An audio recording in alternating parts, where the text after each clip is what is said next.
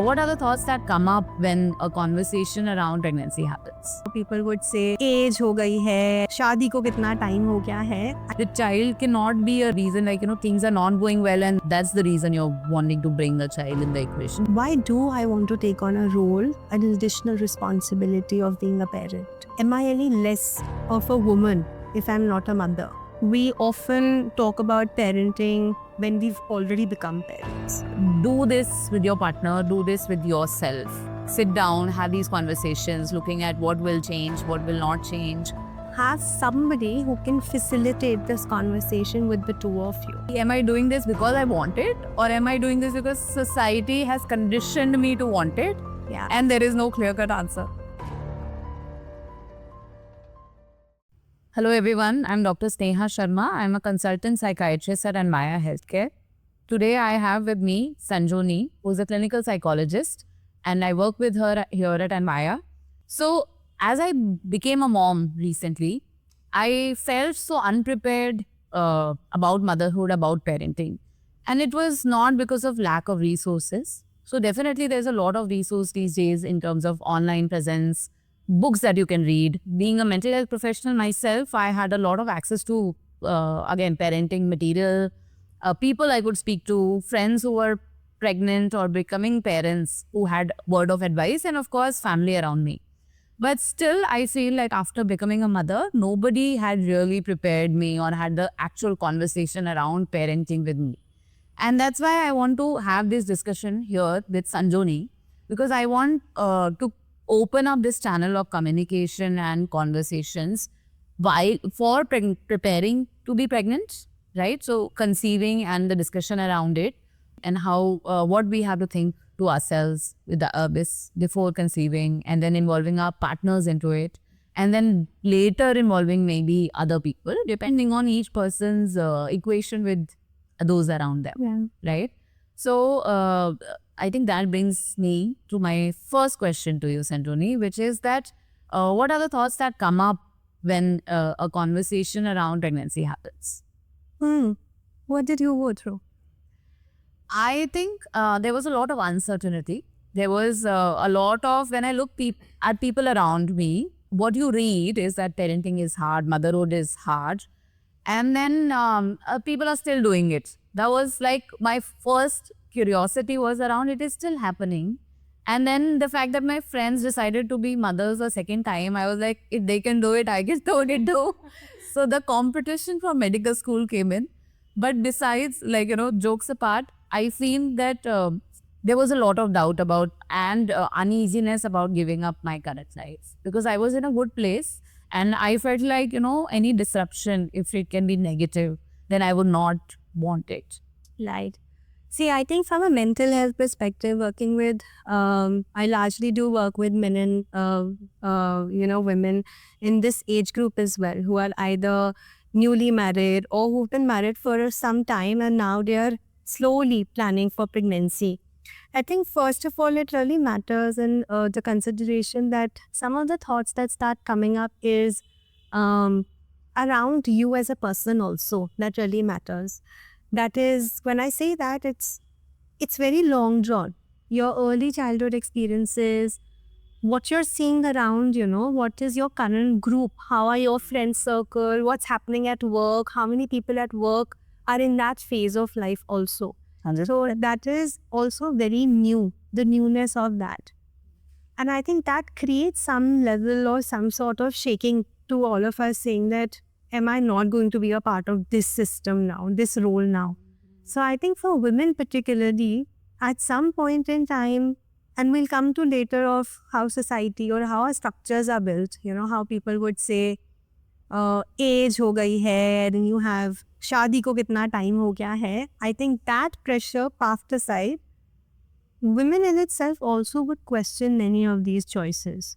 Even if they have, or to begin with, like I have been married for some time now, but to initial years of my marriage, it was a big no. I just wanted to settle and establish the unit between a married couple, which is my partner and I.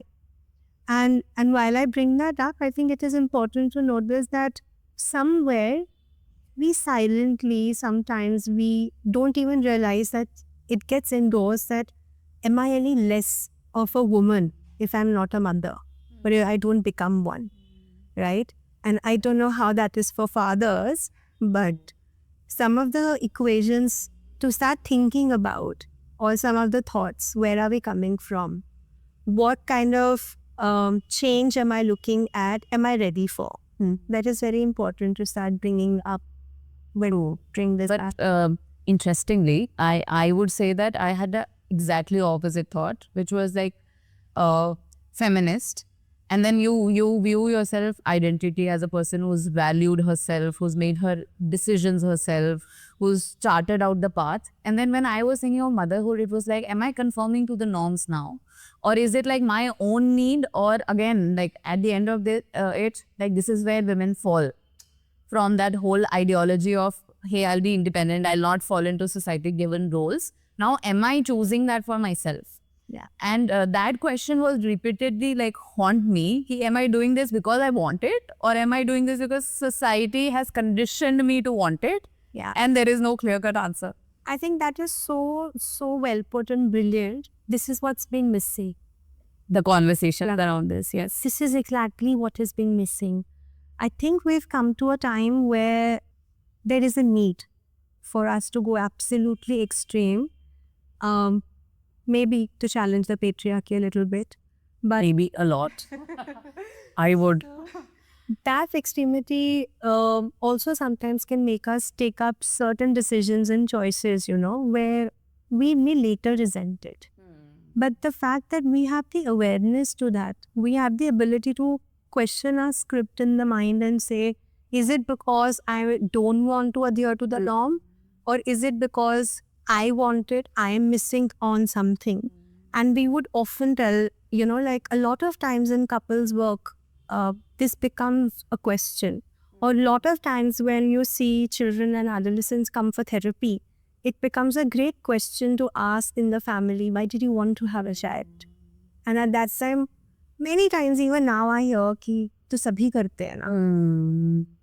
So I think that is the reason this chat show is so important. What you're saying, that there's a part of me that wanted or not, I still needed to figure that out. And then there's a part of me that was trying to understand, am I pushing that boundary too much, or am I not? Yes. And that's very important. No, 100%. And I think this is the conversation if you are in a similar space. And had been in a similar space, and she is dealing with these questions, which I think everybody, no matter what the age, I think it's a stage of life, right? So one thing again that going back to what you said, we look at people around us and then we decide that is it the right time to be pregnant? Because, and why I say this, that interestingly, all my school friends got married at a different time. And then medical, by virtue of being a doctor, it is long study. So you got married late. And because I was with a certain segment at a certain time, I did not feel the pressure, the sort of peer pressure we tell kids not to fall into, happens with all of us all the time. Like, society kya bolegi is peer pressure.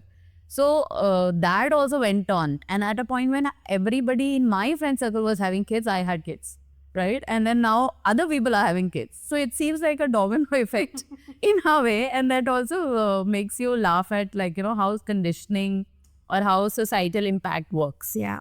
But I think also it's very different. So, when you sit in your groups, also how your friends come, how, what their upbringing is also depends. But for me, a lot of my friends got married and had kids. So it was as frequent it was in my mind that that's how my parents had, that generation had. They would get married and then they would have children immediately. And here I was with my partner and still am. We're still going and oscillating between you want to, you don't want to, you want to, you don't want to. And finding ourselves on very different pages at times, Sometimes one seems ready and the other says, now I'm backing out. Yes. Now work has taken over and that became important. Or something else has come up. But I think to circle this in a certain way where people can benefit, from our chat show also, I was wondering that what are the kind of questions at least couples can go through, at least partners can start having? How can you open, or how can any one of them open to each other to have that dialogue. True. I think, and that's very relevant because if you're considering it and you don't know where your partner is, or what stage, then maybe this will allow you to at least have an understanding about what you're thinking. Maybe what are the questions you can bring to the table when you are having a conversation. And I would start with firstly, maybe being very confident about or self-aware about why you are doing it, right? So, and I feel in these things, there is no right and wrong question. Like, just like, I think, do you want to get married or who you want to get married? There is no right and wrong question. Yeah. It's totally a chance factor. Similarly, I think parenting and what happens, even though we want to feel that a lot is in our control, it's not. Because I also look at people around me and see that a lot. Yeah. Where you have all the conversations and you made the decision, but there's also an uncertainty that keeps in because of factors that are way beyond your control. So I think important thing is to have those conversations and self-awareness firstly by yourself about what happens if certain plan doesn't work. What happens if what is the timeline that you're looking at? What sort of a health status you would want to be in? What are the changes that you're bringing in?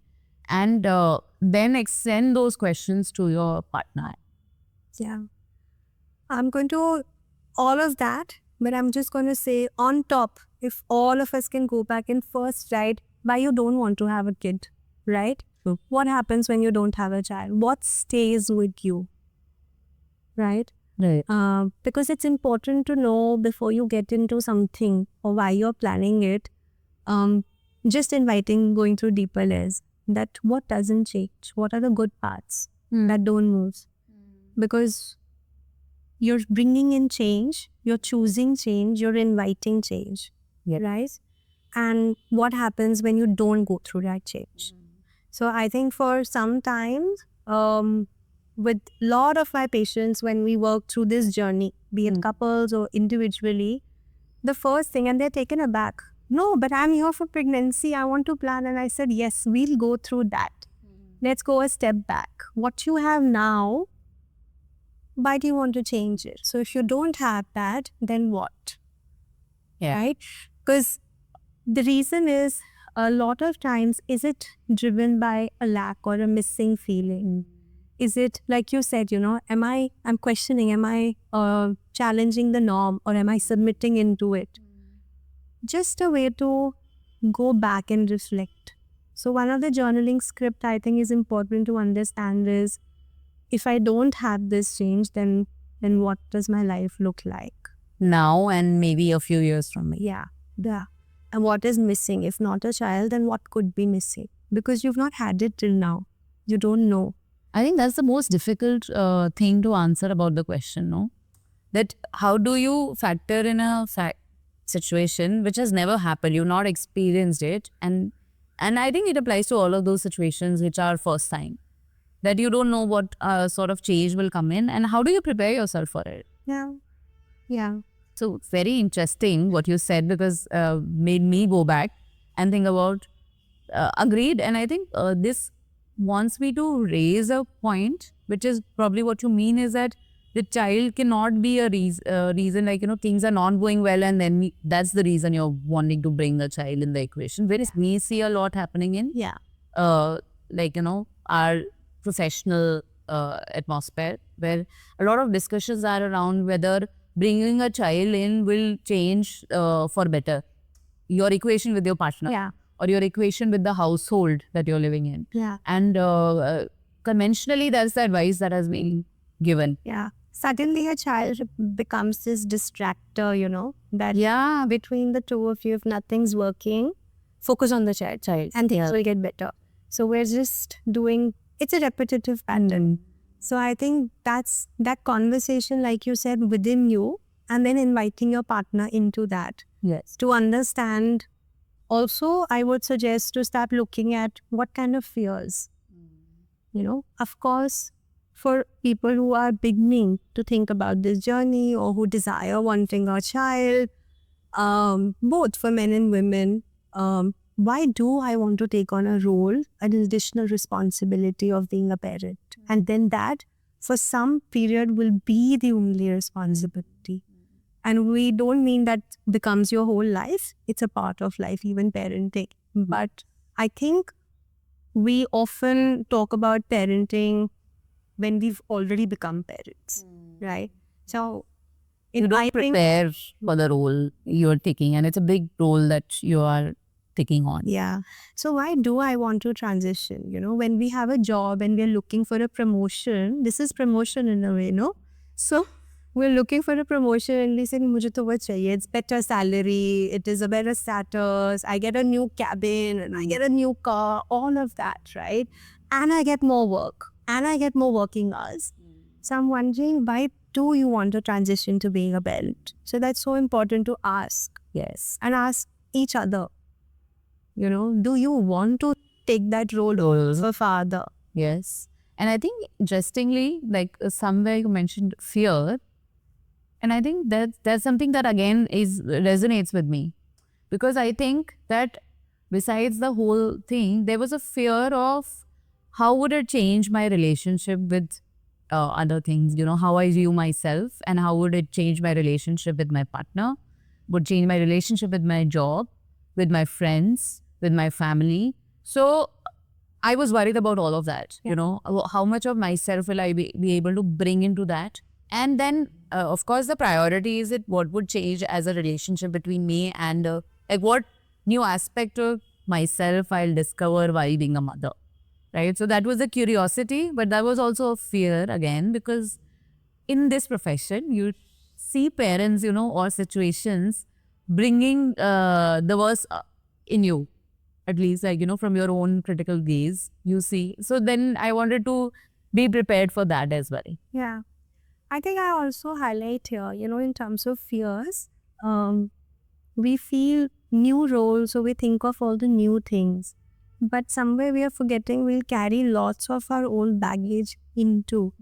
So like one of my biggest fears would be some parts of me that others have not liked and they've shown me and I don't like. How will that be in front of this child? Yes. Right? What will I do if I don't want that part to come up? And if that part comes up, then what?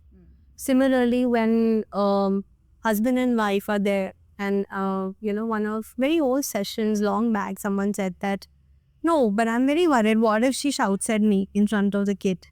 And I was wondering, great. So what if she shouts? What will you go through? And what is the intent there? What do you want the child to receive? So I think these conversations can open up a lot of shaking in each one and the couple. Right? And then you go to larger layers, which is your families come in. There are 2 grandparents now.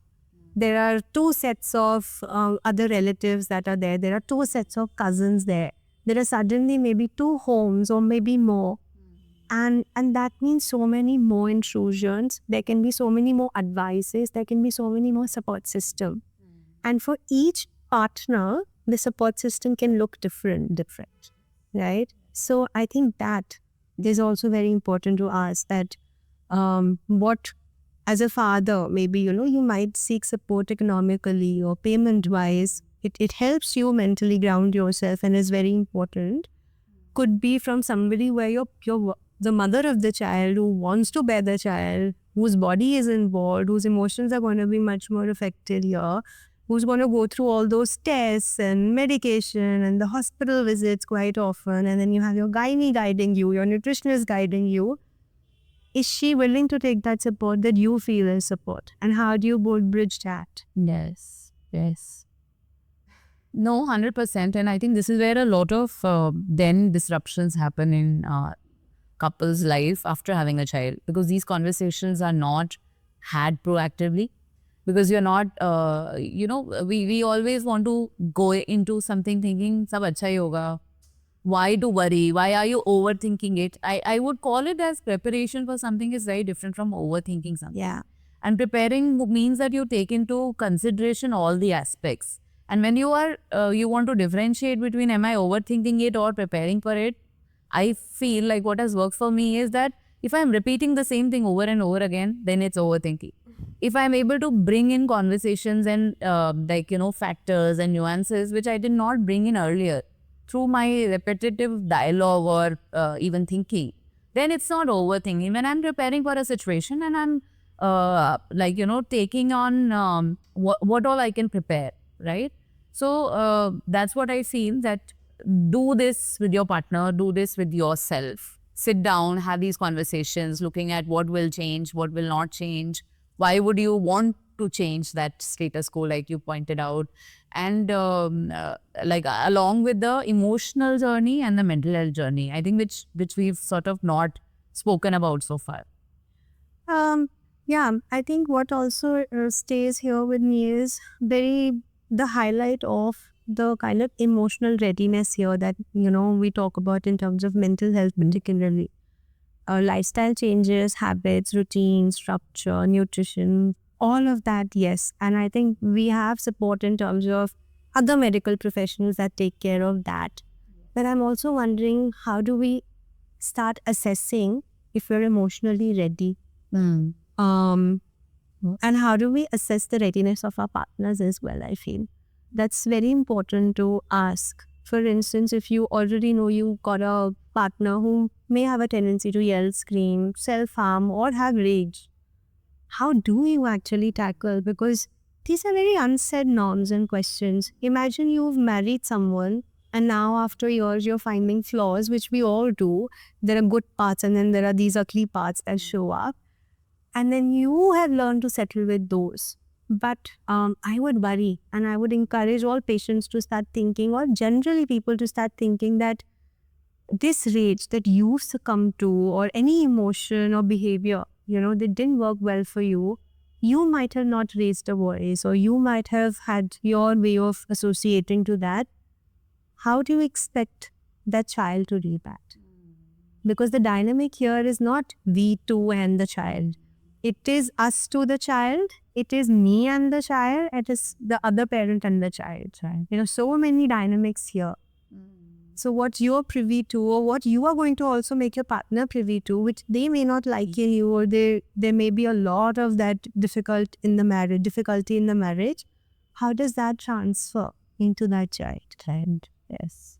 So I think these are some questions to start thinking about emotional readiness. But I'm just wondering out loud, do you think it's sort of summing up also and having this question, that do you think that parents should, couples should have children only if they both get along?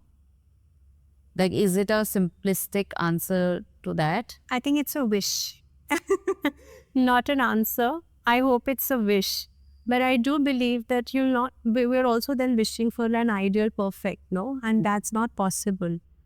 But something I think has been my takeaway with so many interactions, forums and learnings and books and people, and I give credit to my partner, is the fact that it's okay to have ruptures. As long as you know how to create a safe being for you, then you can create a safe being for that child. Because as adults, as a husband and a wife, you can start working on repair because you by now have established certain skills. But it is the child that you bring into this life depends only solely on you. And will only build emotional connection to themselves and the world outside first few years by our youth. So to be a safe person within you will allow you to build and create protection for the child. So to go back and circle that simply, I wish we had all the safety all the time, but we don't. So we must know how to, or we must try how to repair. Yes. And I think there is no perfect relationship, right? So you're ever evolving, your partner is ever evolving, the environment is ever evolving. So there is no perfect circumstance which will align to lead to a decision. But yes, I think if you can consider things and then feel inclined towards one thing more than the other, I think that is the correct way to probably submit, then maybe you can go to the next step. Yeah. And not say decide to be pregnant, but go to the next step. Yeah. And I think I see, we always talk about mental health and we always talk about therapy, particularly in places and a stigma of if you're unwell, if you're ill, go to therapy. Yeah. You go for couples work because शायद तुम दोनों में गड़बड़ी है, लड़ाई है. You know, the couple is not doing well. But I would encourage people, use couples work. We're not saying couple therapy, use couples work to have somebody who can facilitate this conversation with the two of you. Yeah. 100%. And that can be, it's not to change anybody's decision. It is only to make you aware of what lies within you and within that dynamic to then take a call. You know, that's quite helpful. Oh, 100%. So I think a lot of insightful points. So for the benefit of our viewers, can you summarize it a bit? I will try to contain all that we've spoken about. I think to begin with, the first is to start with your own self. Like I said, you know, a very scripted point. What allows you to bring this change now? Why now? That is very important.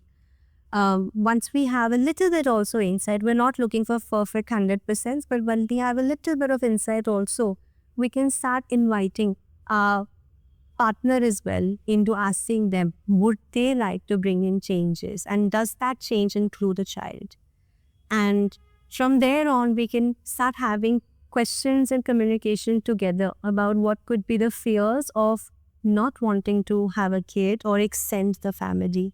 What could be the commitment that drives in us to look at having that child, and what is in both of us as a unit that's working and that's not working. We're able to hold and not able to hold, which goes back into the same dynamic of extending your family. I think those are very important questions. Along with that, some of the factors to consider would be not only health, it also would be money, expenses, your resource system, your support system, and different support systems for the two of you together. And when the two of you aren't there, what about the child, the support system then? If you're working parents, who resumes and how you resume that? Our work identity builds a great foundation for our earning and our living these days, and would be that for the child as well. So how do you sometimes substitute each one's role? That's important. Thank you, Sanjoni. And please stay tuned for more such insightful conversations with our team of psychologists and psychiatrists, where we'll be talking about planning parenthood and going through pregnancy, and also early parenting, and also parenting later on. So if you have any questions, or if you have any suggestions about what kind of questions you would like answered, please drop us the comments.